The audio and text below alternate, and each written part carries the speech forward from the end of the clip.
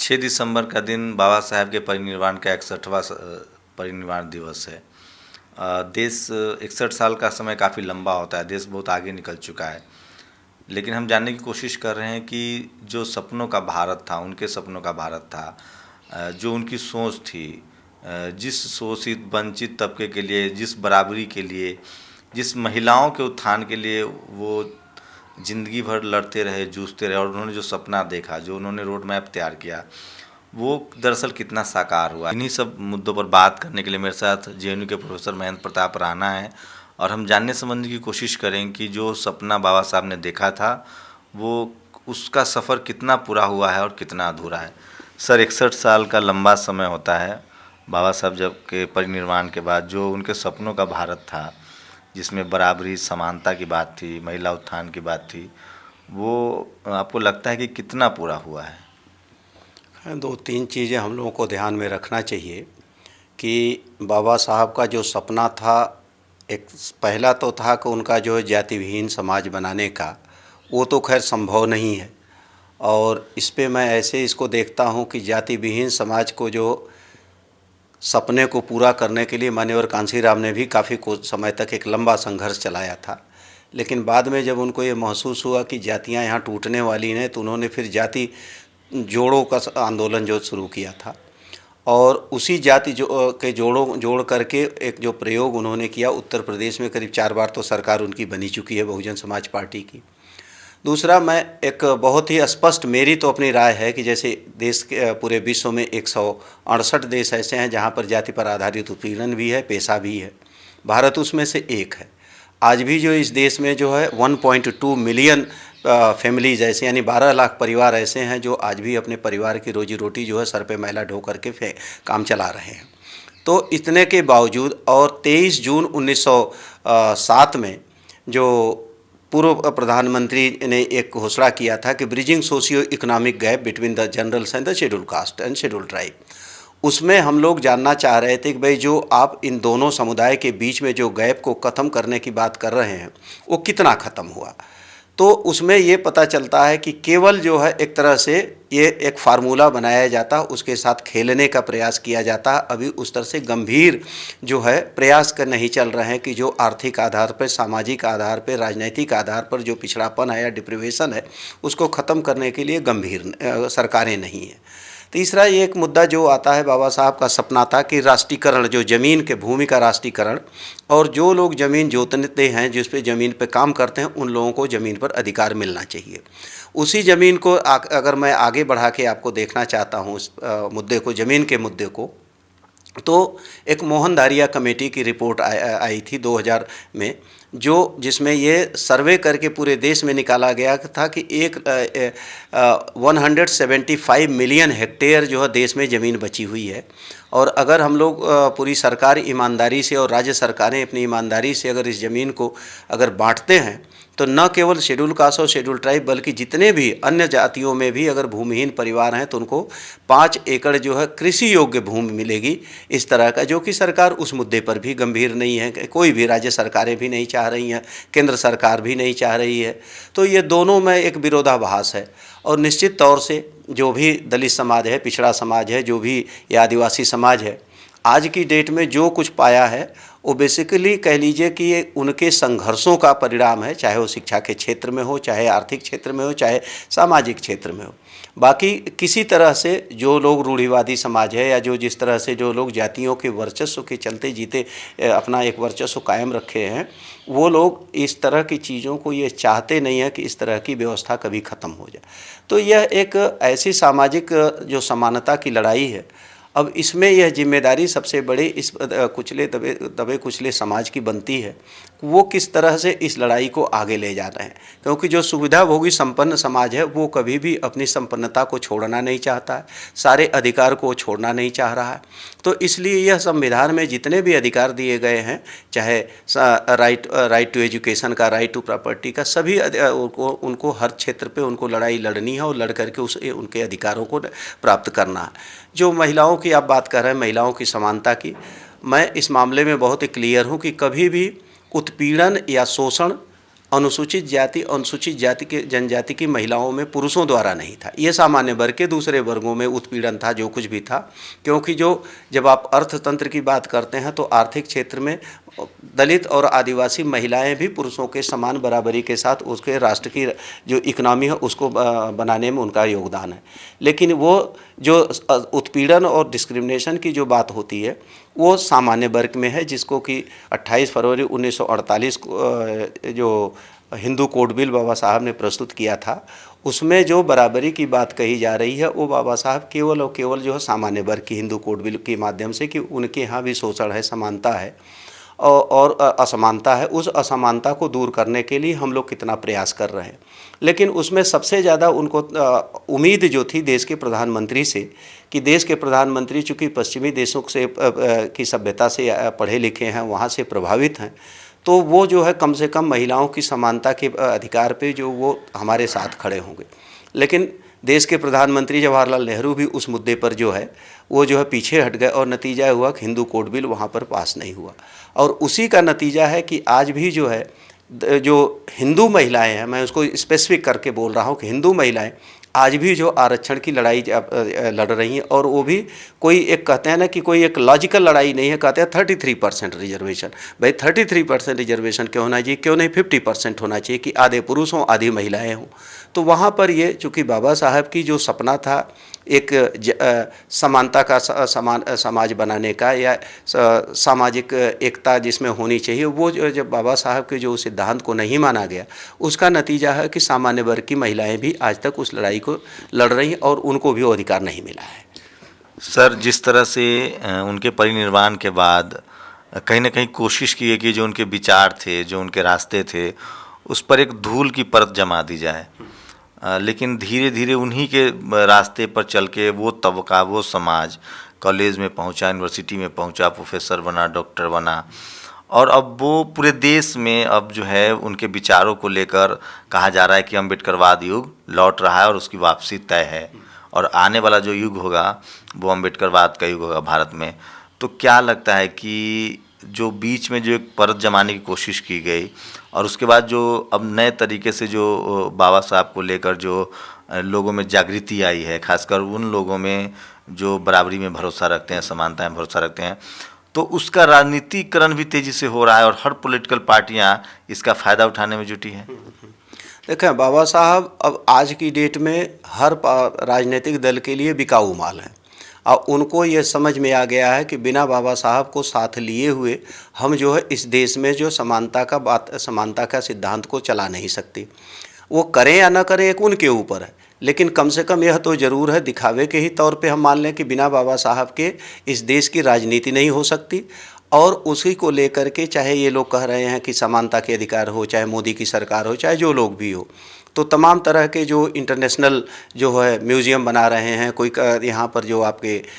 जनपथ पे बनाने की जो सपना हो जा रहा है, केवल वो एक तरह से यही है कि किसी तरह से हम ये कहें कि हम जो है जाति विहीन समाज बनाने की जो सपना बाबा साहब का था हम देख रहे हैं। लेकिन बाबा साहब का सिर्फ यहीं तक सपना थोड़ा ही था। और दूसरा चीज़ मैं बहुत स्पष्ट जानना चाहिए कि बाबा साहब केवल और केवल आदिवासी और दलितों के न नेता थे, न तो उन्होंने बाबा साहब ने इन लोगों के लिए काम किया, तो उन्होंने पूरे राष्ट्र के पैमाने पर, बड़े पैमाने पर उन्होंने काम किया था। कुछ चीज़ें यहाँ जानने की ज़रूरत है कि जैसे हम लोग आज साप्ताहिक अवकाश की बात करते हैं कि सप्ताह में हमको एक दिन का अवकाश होना चाहिए, जब हम 6 दिन काम करते हैं तो 7वां दिन हमारा होना चाहिए। यह अवधारणा जो है यह देन बाबा साहब की थी कि बाबा साहब ने उस समय भी वाइसराय की काउंसिल में होते हुए भी यह बात रखी थी कि भाई साप्ताहिक अवकाश जब हर देश में हो सकता है, किसी देश में हो सकता है, तो हमारे देश में क्यों नहीं हो सकता। इंडस्ट्रियल जो लेबर लॉ जो बनाया था वो बाबा साहब की देन थी कि भाई मजदूरों को पहली बार जो बाबा साहब के समय में कि मजदूर और मालिक दोनों की एक साथ जो है करके जो है 1948 में एक कॉन्फ्रेंस हुई थी, और जिसमें दोनों मजदूर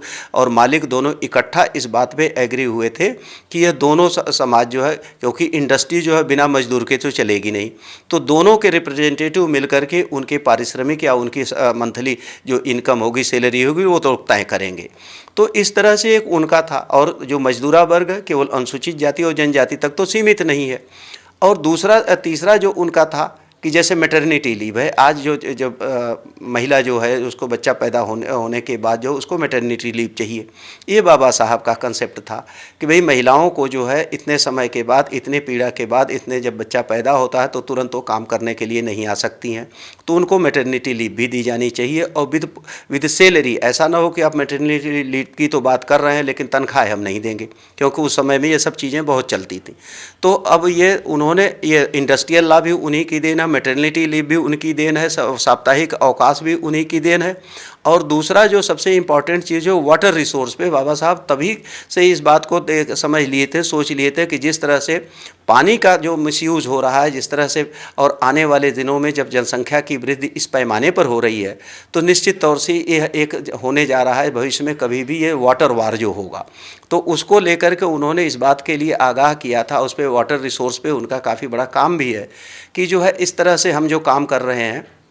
उसमें जो है कम से कम पानी को हम बड़े पैमाने पर अगर हम बचाएंगे नहीं तो जब पानी नहीं है तो जल नहीं है तो जीवन नहीं है। तो ये बात बाबा साहब उस समय भी कहते थे। बाबा साहब का एक था कि फॉरेन पॉलिसी पर भी था कि फॉरेन पॉलिसी पे पहला काम था कि भारत सरकार को, और उन्होंने देश की सरकार को आगाह भी किया था कि जो है भारत सरकार पहला काम करे कि जो तिब्बत का मुद्दा है उस पर तिब्बत को रिकग्निजेशन दे दे, और जिससे ये हो जाएगा कि भारत और चाइना के बीच में एक दूसरी कंट्री बन जाएगी, तो हमारा जो बॉर्डर डिस्प्यूट है वो तुरंत ख़त्म हो जाएगा। बेशक उसमें बाबा साहब की बात नहीं मानी गई, जिसका नतीजा हुआ कि बाद में इंडिया चाइना वार हुआ और इंडिया के उसमें बुरी ढंग की हार हुई, पराजय हुई। और ये केवल हमारे देश के पूर्व प्रधानमंत्री नेहरू जी के जो विदेश नीति के फेल्योर का रीजन था, जो बाबा साहब की बातों को, जो एक मिशनरी थे, एक विजनरी थे, चाहे वो राष्ट्रीय नीति हो, चाहे अंतर्राष्ट्रीय नीति हो, चाहे विदेश नीति हो, चाहे महिलाओं के प्रति सामाजिक, तो हर मुद्दे पर वो बाबा साहब इस बात को भी एक पोजीशन लिए थे कि जो है जो इजिप्ट के उस पे मुद्दे पर कि जो राष्ट्रीयकरण जो है सुएज कैनाल जो बनी थी उस समय 1869 का, उसका राष्ट्रीयकरण होने से देश का नुकसान है, तो उससे जो हमारे सामान आ रहे हैं विदेशों से उस पर हमें बड़े से बड़े पैमाने पर नुकसान होगा और वो टैक्स हमको काफ़ी मात्रा में देना पड़ेगा। तो इसलिए वो जब जो पहले इंटरनेशनल जो प्रॉपर्टी है उसको एज इट इज़ रहने दिया जाए, इंटरनेशनल प्रॉपर्टी के तौर पे ही उसको माना जाए, जिससे सारे देश का वहाँ पर ट्रांसपोर्टेशन आसानी से हो सके। तो इस तरह से कुल मिला जुला के बाबा साहब का जो एक सपना था कि देश की लेवल पे भी हम अपनी समानता को बरकरार रखेंगे, विदेश नीति में भी हम जो है सबसे बराबरी का रिश्ता बना करके चलेंगे, आर्थिक नीच पर भी शोषण मुक्त समाज हम बनाने की कोशिश करेंगे। ज़मीन के मुद्दे पर उनका था कि सभी लोगों को जो ज़मीन का भी अधिकार मिलना चाहिए, जब ज़मीन पर मजदूरी कर सकता है तो उसका ज़मीन का अधिकार क्यों नहीं होना चाहिए। तो ये सारे मुद्दों पर बाबा साहब का एक विस्तार से एक सोच थी, समझ थी, सोच थी। आधुनिक भारत की बात करें तो चाहे वो डेमोक्रेटिक सिस्टम में चुनाव आयोग हो, योजना आयोग हो, बहुत सारे प्रोजेक्ट हो, इनकी भी उन्होंने नहीं रखी। तो एक आधुनिक भारत के निर्माता के तौर पे कहा जाता है उनको। वो संपन्नता के भी पक्षधर थे, बराबरी के भी पक्षधर थे, बेहतर जीवन के पक्षधर थे, वो मानवता के पक्षधर थे। उस लिहाज से देखें तो जो वर्तमान में जो हालात हैं देश में, क्या वो एक तरफ एक बार लगातार से ये ज़रूरी हो गया है कि भारत तभी एक डाइवर्सिटी वाला देश है और तभी एक मजबूत देश बन पाएगा जब वो बाबा साहब के विचारों को माने, उस पर चले और उसको इम्प्लीमेंट करे। देखें, बाबा साहब ने जो कहा है वह तो मानना ही, समय के साथ साथ देश की राजनीति में भी बदलाव आ रहा है और यह मजबूरी है सारे राजनीतिक दलों को, उनको मानना ही पड़ेगा, चाहे वो डाइवर्सिटी का सिद्धांत हो कि सारे समाज को प्रतिनिधित्व दिया जाना चाहिए। और दूसरा चीज़, हम उस डिबेट को बहुत सारे आगे भी ले जा सकते हैं। चाहे उत्तर प्रदेश में बहुत बड़े समाज सुधारक थे जो 9 भाषाओं के ज्ञाता थे, अगर आप लोग जानते होंगे कि स्वामी अच्युतानंद हरिहर, वो बेसिकली उत्तर भारत में बाबा साहब को लाने का काम उन्होंने ही किया था। और पूरे, चाहे आगरा में ले आए थे, चाहे लखनऊ के लाल बाग में बाबा साहब को ले आए थे। तो इस तरह से जो अभी उस समय बाबा साहब केवल रीजनल तौर पे एक महाराष्ट्र के पटल पे जाने जाते थे, लेकिन पूरे उत्तर भारत में ले जाने का काम बाबा साहब को स्वामी अच्युतानंद हरिहर ने किया था। तो जहाँ तक आधुनिक भारत के सपना का मामला है, निश्चित तौर से बाबा साहब डॉक्टर भीमराव अंबेडकर पाश्चात्य संस्कृत को में पढ़ा भी था, समझा भी था और उस चीज़ को कोशिश करते थे कि अगर वहाँ समानता का अधिकार हो सकता है तो हमारे यहाँ अधिकार क्यों नहीं हो सकता। या उन्होंने जब धर्म की कल्पना की थी तो उस धर्म से हमको क्या कौन सी शिक्षा दी जा रही है, निश्चित तौर से एक बड़े फिलासफर के तौर पे बाबा साहब बुद्ध धर्म के अनुयायी थे, जहाँ पर जाति विहीन समाज की कल्पना की गई थी। या बाबा साहब जब कहीं भी जहाँ पर भी पढ़ने गए हों, कोलंबिया में गए हैं, चाहे जर्मनी में गए थे, तो बाबा साहब निश्चित तौर से वहाँ पढ़ाई के साथ साथ इस बात की योजना भी बना रहे थे, या वहाँ के मॉडल को भी देखते थे कि यहाँ कौन सा मॉडल, कौन सी प्रक्रिया है जिसके चलते जो है महिलाओं को पुरुषों के समानता का अधिकार है, वेज जिनको मिलने के लिए वेज कानून है। तो उस तरह का सपना लेकर के बाबा साहब जब चलते थे तो निश्चित तौर से इंडिया में आने के बाद उस प्रयोग को दोहराने की कोशिश करते, लागू करने की कोशिश करते थे कि जहाँ पर शोषण मुक्त समाज हो, जहाँ पर वो एक परिवार की अवधारणा की बात करते हैं कि भाई परिवार कैसा होना चाहिए, जिसमें कम से कम हर आदमी को जीने खाने और अपने अधिकारों के प्रयोग करने का अधिकार हो। या बाबा साहब का सबसे जो इम्पॉर्टेंट सूत्र रहा है कि चाहे संविधान के माध्यम से उन्होंने एक बात तो करके दिखाई और सिद्ध भी हुआ और चल भी रहा है कि देश में जो है चाहे रानी हो चाहे नौकरानी हो, सबके एक वोट का, किसी को ये नहीं कहा कि भाई कोई कहीं का महाराजा है तो महाराजा को 5 वोट का अधिकार है। चाहे वो कितने बड़ा से बड़ा हो, लैंडलॉर्ड हो, राजा हो, महाराजा हो, उनका भी एक ही वोट होगा। नौकरानी होगी, वो भी चाहे गरीब से गरीब के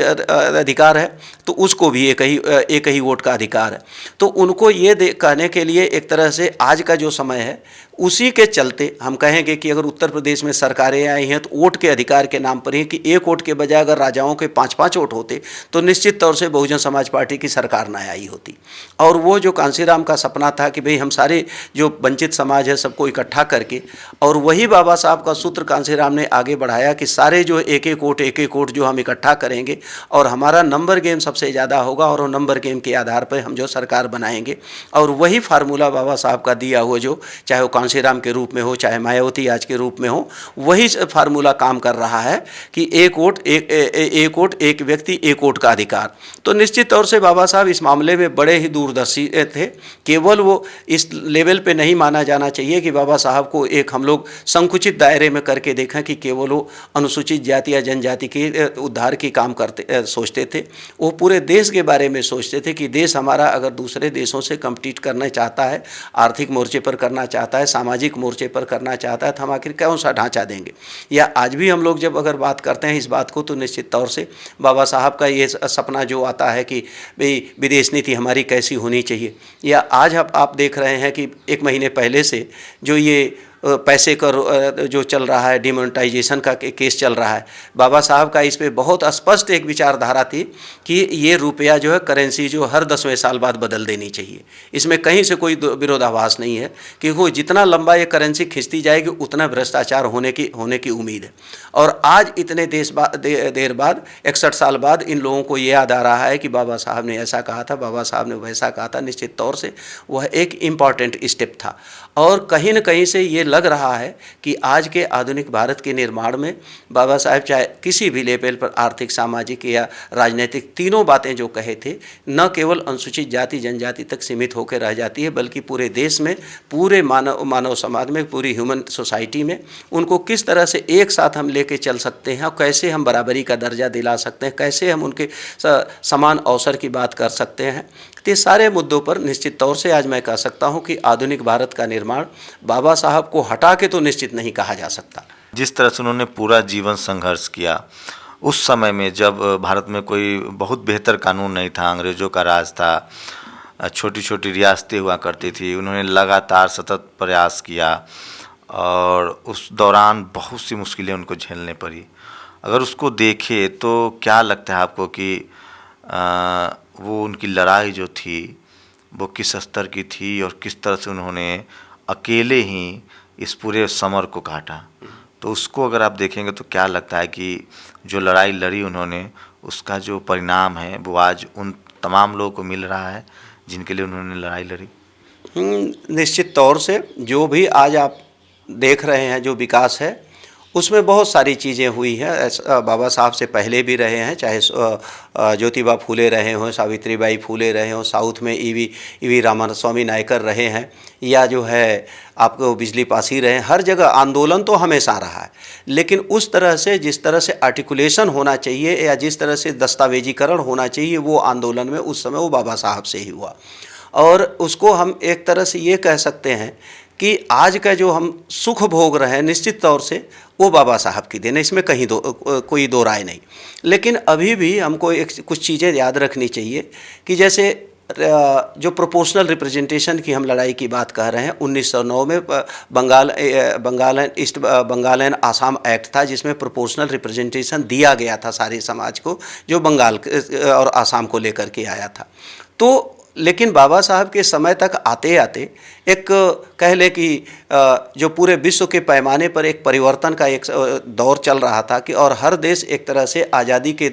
लड़ाई में आ रहा था। चाहे आप, मैं चूँकि अब नॉर्थ अफ्रीका वेस्ट एशिया पढ़ा रहा हूँ, तो वेस्ट एशिया के पूरे कंट्री लगभग 1951, 52, 53, 54 के और 56 तक की आज़ादी रही है। तो धीरे धीरे उसमें बाबा साहब को एक अपना काम करने का, अपनी बात रखने का राष्ट्रीय स्तर पे और अंतर्राष्ट्रीय स्तर पर एक बड़ा मंच मिलता था, और उस मंच का बाबा साहब ने भरपूर एक फ़ायदा उठाया और उसमें अपने समाज की बात को रखने के लिए उन्होंने भरपूर प्रयास किया और रखने में सफल भी हुए। हाँ, उनके अभी कुछ हमारी चीज़ें हैं जो कमियां हैं जो इस आंदोलन की, कि हमको एक तरह से शोध अभी अनवरत जारी रहने वाला काम है, कोई एक दिन दो दिन का नहीं होता है, कि हम दूसरे जगह के आंदोलन, चाहे साउथ के आंदोलन हो चाहे नॉर्थ के आंदोलन हो, उस पृष्ठभूमि में कौन कौन से आंदोलन चले हैं अभी उसको जोड़ने की ज़रूरत है। और अभी हम एक पक्षी अध्ययन हुआ, चाहे हम बाबा साहब के अध्ययन को, ठीक है वो बहुत अच्छी चीज़ हम लोग कर रहे हैं, लेकिन उनके बैकग्राउंड में कौन कौन से आंदोलन थे जो उत्तर दक्षिणी भारत में चल रहे थे। उस समय ये भी था कि भाषा में थोड़ी कठिनाई होती थी, साउथ के लोग नॉर्थ में नहीं आ पाते थे, नॉर्थ के लोग साउथ में नहीं जा पाते थे, लेकिन आज तो वो भी कठिनाई दूर हो गई है। अधिकांश लोग जो है अंग्रेजी भी जानने लगे हैं, अधिकांश लोग उधर के हिंदी भी जानने लगे हैं। तो थोड़ा हम लोगों के अपने कैनवास को बढ़ाने की ज़रूरत है कि नॉर्थ, साउथ, ईस्ट, वेस्ट जितने भी इस तरह के आंदोलन चले हैं जो एकता के लिए, आज़ादी के लिए, चाहे वहाँ पर क्या नाम है, एम.सी. राजा का आंदोलन रहा है, ये उनके आंदोलन को भी जोड़ने की ज़रूरत है कि साउथ में एम.सी. राजा जो किस किस तरह से आंदोलन चलाया है उन्होंने। ई.वी. रामास्वामी नायकर रहे हैं। तमाम आंदोलनों को हम लोग को जोड़ करके अगर देखा जाए, और निश्चित तौर से जो लोगों का जो कमेरी समाज है, कमेरा समाज है, या चाहे आप दलित के रूप में कहिए, आदिवासी के रूप में, अगर पिछड़ा वर्ग के रूप में कहिए, उसके इतिहास को अभी बहुत अच्छे ढंग से बड़े पैमाने पर उसको लाया नहीं गया है, राष्ट्रीय स्तर पे तो कम से कम नहीं लाया गया। और मैं एक इस बात से कह करके अपनी बात यहाँ पर थोड़ा सा रोकूंगा कि जो भी आज हम इतिहास पढ़ रहे हैं वो अभी जो है ज़मींदारों का इतिहास पढ़ रहे हैं। जैसे लग रहा है कि ज़मींदारों ने ही पूरी देश की आज़ादी की लड़ाई लड़ी है। और कहीं पर भी एक बहुत छोटा सा उदाहरण है कि अगर कहीं किसी घर पे अटैक होता है तो पहले वहाँ का दरवाजे पर जो संतरी मारा जाता है, न कि मालिक मारा जाता है। तो संतरी का जो होता है रोल उस आज़ादी में उस घर को बचाने में सबसे ज़्यादा होता है बजाय कि मालिक को। तो जो संतरी कौन रहा होगा, या तो शेड्यूल कास्ट का रहा होगा, शेड्यूल ट्राइब का रहा होगा, बैकवर्ड क्लासेस का रहा होगा। तो देश की आज़ादी जो की लड़ाई जो लड़ी गई, अभी उस आज़ादी में भी इन समाज का जो योगदान रहा अभी बड़े पैमाने पर नहीं आ रहा, उसको लाने की ज़रूरत है। और निश्चित तौर से जैसे जैसे वो आता जाएगा, बाबा साहब का आंदोलन बड़े पैमाने पर वो अपने आप राष्ट्रीयकरण भी होगा, अंतर्राष्ट्रीयकरण भी होगा, और जीत तो इसी समाज की होनी है, चाहे आज हो चाहे कल हो। आप अंतर्राष्ट्रीय मुद्दों पर जेएनयू में पढ़ाते हैं, क्या लगता है कि जब पूरे इंटरनेशनल सिनेरियो में देखें तो बाबा साहब का जो कद था वो कितना बड़ा था, और उनका जो काम था, उनकी जो समझ थी, उनकी जो परिकल्पना थी, उनकी जो इमेजिनेशन थी पूरी दुनिया को लेकर, ह्यूमनिटी को लेकर, उसे आप किस तरह से देखते हैं, वो कितना बड़ा था? देखें, बाबा साहब एक ऐसे व्यक्ति थे जिनको हम लोग कभी किसी जाति और किसी राष्ट्र के उसमें परिधि में नहीं देख सकते। और निश्चित तौर से बाबा साहब का एक जो स्टैचर था, जो उनका कद था, वो अंतर्राष्ट्रीय स्तर पे है। और उसको देखने के लिए जो धर्म संसद हुई थी, और जिसमें बाबा साहब भी गए थे, जिसमें स्वामी विवेकानंद गए थे। विवेकानंद का तो धर्म संसद में बोला जाता है कि विवेकानंद ने ये कहा था, वो कहा था, जबकि पूरा रिकॉर्ड देख डालिए तो विवेकानंद का एक लाइन से ऊपर कहीं कोटेशन नहीं आया पूरे धर्म संसद में। और बाबा साहब उसमें भी बोले हैं, और बाबा साहब पूरे देश के प्रति बोले हैं, कोई एक किसी जाति विशेष को लेकर के नहीं बोले। और जितने भी जगह गए हैं, पढ़ाई के साथ साथ बाबा साहब के लड़ाई का भी जो सपना था और वो कभी भी अपने समाज को, अपने देश को अलग रख करके दूसरे लोगों को, आज की तरह नहीं है। मैं इसे अगर ऐसे कहूँ तो जितने हमारे वामपंथी मित्र थे यहाँ तो मारचान करते हैं, कामरेड बने रहते हैं, लेकिन उनकी संतानें जो है अमेरिका के जो मल्टीनेशनल कंपनी की जो चीफ और वो सब बनी पड़ी हैं, चाहे वो जितने लोग भी लेके रख लीजिए। लेकिन बाबा साहब का ये था,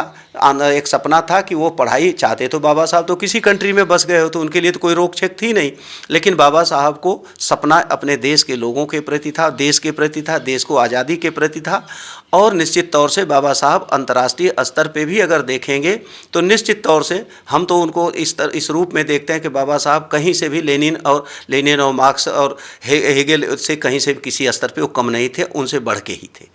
जो आपने कहा कि स्वामी विवेकानंद के बारे में बात जिस तरह से की जाती है, उस सम्मेलन में बाबा साहब के बारे में अगर आप कुछ बताएं तो जो नया जनरेशन है, जो मेरे जनरेशन के लोग हैं या मैं हूँ, उसको किस तरह से समझूं? देखें, उस पूरी धर्म संसद की जो बात थी, वहाँ पर भी जो बातचीत हो रही थी वो यही हो रही थी कि हिंदू धर्म का प्रचार कर रहे थे जो स्वामी विवेकानंद थे।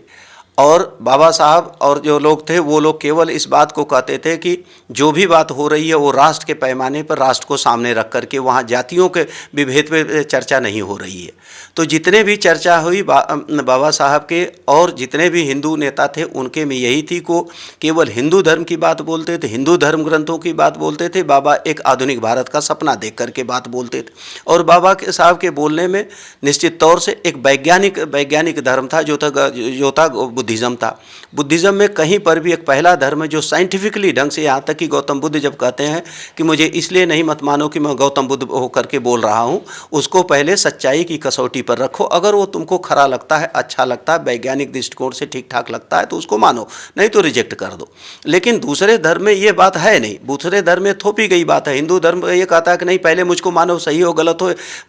ये तो अलग की बात हो जाएगी। तो निश्चित तौर से कन्फ्रंटेशन जो हो रहा था, एक तरफ समाज को एक तरह से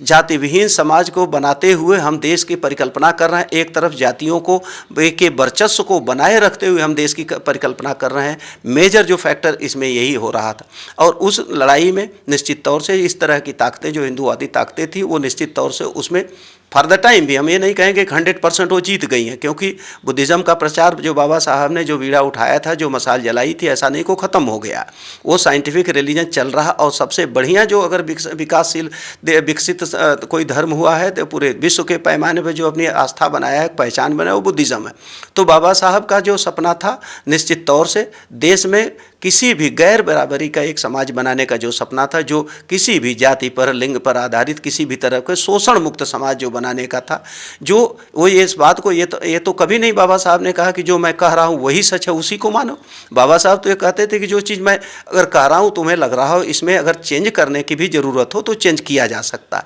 अब मैं यहाँ एक स्वतंत्रता सेनानी, इजिप्ट का एक हुडा शराबी महिला स्वतंत्रता सेनानी है, वो यहाँ तक कहती हैं कि अगर ज़रूरत हो, जो अगर इस्लाम भी आपके विकास में बाधक कहीं सिद्ध हो रहा है तो वहाँ पर इस्लाम में भी परिवर्तन करने की ज़रूरत है। जो बाधक चीज़ें हैं, जो हर्डिल है, उसको हटाने की ज़रूरत है, उसको विकास के रास्ते पर लाना। तो वह उसी तर्ज पे मैं बात को आगे बढ़ा रहा हूँ कि बाबा साहब यही कहते थे, जब ये हिंदू कोड पर चर्चा जब चल रही है तो उन्होंने कहा, देखिए मैं हिंदू धर्म को परिवर्तन नहीं करना चाह रहा हूँ कि एकदम नष्ट नाबूद कर दिए, मिटा दीजिए। वो ये कह रहे हैं कि मैं जैसे साइकिल के पहिए में जो जितनी तीलियाँ, उसमें कुछ तीलियाँ खराब हों, उस तीलियों को मैं कुछ एक को हटाना चाह रहा। और उन्होंने इस बात को कहा था कि इसको हटा देने से हो सकता है ये धर्म भी कुछ साइंटिफिक ढंग के पैमाने पर आ जाए। लेकिन उसमें जो जितने भी हिंदू ताकतें थी वो उनको मंजूर नहीं था। नतीजा हुआ कि जो आप देख रहे हैं आज की लड़ाई, जो महिलाएँ लोग लड़ रही हैं अपनी अपनी। एक मजबूत राष्ट्र के लिए अब बाबा साहब के 61वें परिनिर्वाण दिवस पर आपको क्या लगता है कि उनको सच्ची श्रद्धांजलि क्या होगी? देश के को किस दिशा में जाना चाहिए? जो युवा हैं, खासकर वो लोग जो वंचित हैं, शोषित थे, जिनका सालों साल जाति आधारित, सामाजिक आधारित, धार्मिक आधारित शोषण हुआ, उनके लिए बाबा साहब को कैसे अपना अंगीकार करें और उनके लिए सच्ची श्रद्धांजलि क्या होगी? बाबा साहब को यही सच्ची श्रद्धांजलि होगी कि जो भी इस समाज के लोग आगे बढ़े हैं, जो भी बाबा साहब के दिए हुए अधिकारों को लेकर के उच्च पदों पर, मैं विशेष तौर से इन्हीं लोगों को जिम्मेदार मानूंगा जो अनुसूचित जाति हैं, जनजाति के लोग हैं, पिछड़े वर्ग का समाज है, कि जो फ़ायदा तो लिया लेकिन उस समाज के लिए अभी वो देखना कम पसंद कर रहे हैं। तो उनके सपनों को लेकर के वो किसी भी रूप में मैं इस तरह से रखता हूं कि अगर एक परिवार आगे बढ़ गया तो दूसरे परिवार को मदद क्यों नहीं करता, क्योंकि दूसरे लोग जिसकी हम बात कर रहे हैं दूसरे समाज को कभी इस चीज़ को चाहेंगे नहीं कि जाति विहीन समाज बन जाए। और निश्चित तौर से हमको रिजर्वेशन से आगे ही बढ़ के देखना पड़ेगा, और आज नहीं तो कल हमको जो जनसंख्या के अनुपात में इस बात को मांग करनी पड़ेगी कि जो कांशीराम कहा करते थे कि जिसकी जितनी संख्या भारी उसकी उतनी हिस्सेदारी। जब तक इस तरह की बातें नहीं होगी तब तक जो है ये जाति विहीन समाज भी नहीं बन सकता, और जातियाँ जब तक किसी के घर में जब तक वो आत्मनिर्भर नहीं होगा तब तक इस तरह की परंपरा जो चलती रहेगी किसी भी सूरत में टूटने वाली नहीं। तो इस लड़ाई में बढ़ चढ़ के जो जहाँ भी समाज का प्रतिनिधित्व कर रहा उनको सबको कंधे से कंधा मिला करके इस लड़ाई को आगे बढ़ाना है। और बाबा साहब के जो सपना उन्होंने देखा था कि इस तरह के हमें समाज कैसा बनाना है, एक जाति विहीन समाज बनाना है, एक प्रोग्रेसिव विकासशील समाज बनाना है, तो निश्चित तौर से उनके अंदर एकता की अभी अभाव तो है। ऊंचे पदों पर पहुंच गए, ओहदे पर पहुंच गए, लेकिन उस एकता को बनाए रखना है और बना करके इस लड़ाई को अनवरत जारी रखना है। इसी में भलाई है। और जब एक बार आप आर्थिक तौर पे, सामाजिक तौर पे और इकोनॉमिक तौर पे अगर मजबूत आप आधार बना लेते हो तो निश्चित तौर से आपके उस समाज के शोषण की संभावनाएं कम होंगी और वो लड़ाई निश्चित तौर से जीती जा सकती है। तो ये थे जेएनयू के प्रोफेसर महेंद्र प्रताप राणा, जिनकी माने तो बाबा साहब ने जो सपना देखा था उस पर अभी बहुत दूर तक चलने की ज़रूरत है, और इस देश में जो कुछ भी बदला है वो उन्हीं की विचारों की वजह से बदला है। बस ज़रूरत है कि जो उन्होंने सपना देखा था, जो उन्होंने संवैधानिक प्रावधान किए, उसको पूरी तरह से इम्प्लीमेंट किया जाए, ईमानदारी से इम्प्लीमेंट किया जाए, और ख़ासकर वो लोग जो शोषित थे, वंचित थे, वो अपनी लड़ाई को और प्रखर तरीके से लड़े, तेज करे, तभी एक मजबूत देश बनेगा, तभी हम एक समाज के रूप में सभ्य समाज कहला पाएंगे। कैमरामैन गौतम के साथ शंभू कुमार सिंह, नेशनल दस्तक, जेएनयू, दिल्ली।